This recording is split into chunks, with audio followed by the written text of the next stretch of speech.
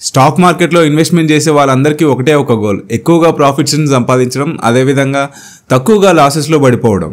అయితే మనం స్టాక్ మార్కెట్లో ఇన్వెస్ట్మెంట్ చేసేటప్పుడు మామూలుగా మనం రెగ్యులర్గా కంటిన్యూస్గా మనము స్టాక్ మార్కెట్ని మానిటర్ చేయలేం.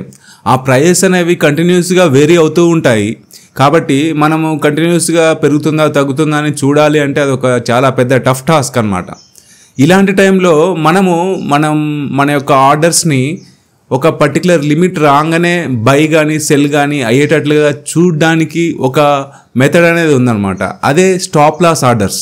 ఈ స్టాప్ లాస్ ఆర్డర్స్ ఉపయోగించుకొని మనము ఒక స్టాక్ని మనము బై కానీ సెల్ కానీ చేయాలి అనుకున్నప్పుడు ఒక పర్టికులర్ ప్రైస్ రాగానే ఆ బై కానీ సెల్ కానీ అయిపోయేలాగా మనము ఒక ఇన్స్ట్రక్షన్ అనేది ఇవ్వచ్చు అనమాట.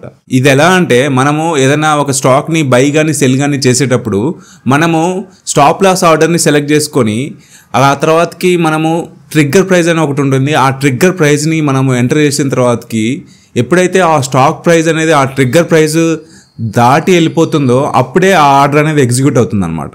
ఎగ్జాంపుల్కి ఒక స్టాక్ వాల్యూ, మీ దగ్గర ఉన్న ఒక స్టాక్ వాల్యూ 100 రూపీస్ ఉంది అని అనుకుందాం. మీరు ఏం చేద్దాం అనుకున్నారంటే ఆ స్టాక్ వాల్యూ ఎప్పుడైతే 98 అంతకంటే తక్కువగా పడిపోతుందో ఆ స్టాక్ని సెల్ చేద్దాం అని అనుకున్నారు. అలాంటప్పుడు మీరు ఏం చేయొచ్చు అంటే స్టాప్ లాస్ సెల్ ఆర్డర్ని మీరు ప్లేస్ చేయొచ్చు అనమాట. ఈ స్టాప్ లాస్ సెల్ ఆర్డర్లో మీరు ఏం చేయొచ్చు అంటే ట్రిగ్గర్ ప్రైస్ని 98 రూపీస్గా పెట్టచ్చు.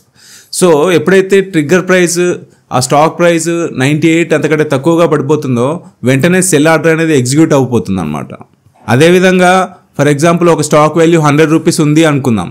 ఆ స్టాక్ వాల్యూ అనేది 101 రూపీస్ పెరగంగానే మీరు ఆ స్టాక్ని కొనుక్కుందాం అని అనుకున్నారనుకోండి, మీరేం చేయొచ్చు అంటే ట్రిగ్గర్ ప్రైస్గా 101 రూపీస్ పెట్టచ్చు.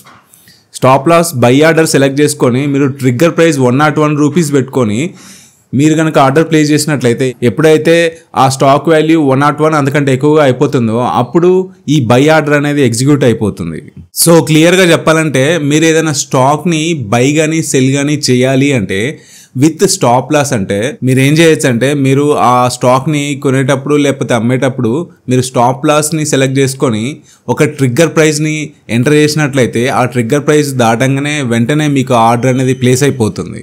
అయితే ఈ స్టాప్ లాస్ ఆర్డర్లో 2 రకాల ఆర్డర్స్ ఉంటాయన్నమాట. స్టాప్ లాస్ మార్కెట్ ఆర్డర్ ఒకటి, స్టాప్ లాస్ లిమిట్ ఆర్డర్ ఒకటి. స్టాప్ లాస్ మార్కెట్ ఆర్డర్ అంటే ఏంటంటే మీరు పెట్టిన ట్రిగ్గర్ ప్రైస్ ఏదైతే ఉందో ఆ ట్రిగ్గర్ ప్రైస్ రీచ్ కాగానే ఆ స్టాక్ ప్రైస్ వెంటనే మార్కెట్ ప్రైజెస్ ఏమున్నాయో ఆ ప్రైజెస్కి తగ్గట్టుగా ఆ ఆర్డర్ అనేది ఎగ్జిక్యూట్ అయిపోతుంది అనమాట.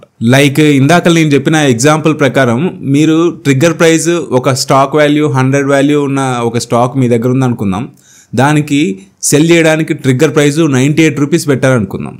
సో ఇది స్టాప్ లాస్ మార్కెట్ ఆర్డర్ కనుక అయితే, సెల్ ఆర్డర్ అయితే ఎప్పుడైతే ఆ స్టాక్ వాల్యూ 98 రీచ్ అవుతుందో ఆ 98 దగ్గర మార్కెట్ ప్రైజెస్ ఏముంటాయో ఆ ప్రైజెస్కి తగ్గట్టుగా ఆ ఆర్డర్ అనేది సెల్ అయిపోతుంది అనమాట.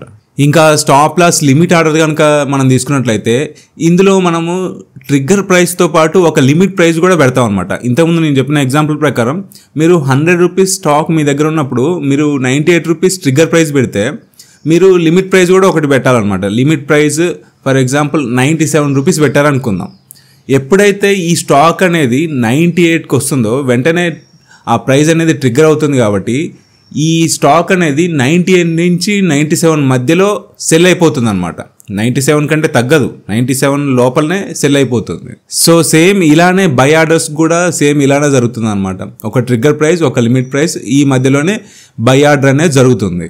సో ఇది టోటల్గా మీరు స్టాప్ లాస్ ఆర్డర్స్ను ఉపయోగించుకొని మీరు ఎలా మీ యొక్క లాసెస్ని తగ్గించుకోవచ్చు, ఎలా మీ యొక్క లాసెస్ని లిమిట్ చేయొచ్చు లిమిట్ ఆర్డర్స్ యూజ్ చేసుకొని అనే విషయం గురించి మనము నెక్స్ట్ వీడియోస్లో అసలు ఈ స్టాక్ మార్కెట్లో సెన్సెక్స్ అంటే ఏంటి, నిఫ్టీ అంటే ఏంటి, వీటి యొక్క ఇంపార్టెన్స్ ఏంటి, వీటిని ఎలా క్యాలిక్యులేట్ చేస్తారు లాంటి విషయాల గురించి తెలుసుకుందాం. స్టాప్ లాస్ ఆర్డర్స్ సంబంధించిన ఈ వీడియో కనుక మీకు హెల్ప్ఫుల్ అనిపిస్తే ఈ వీడియోని లైక్ చేయండి, షేర్ చేయండి, అలాగే ఈ ఛానల్ని సబ్స్క్రైబ్ చేసుకోండి.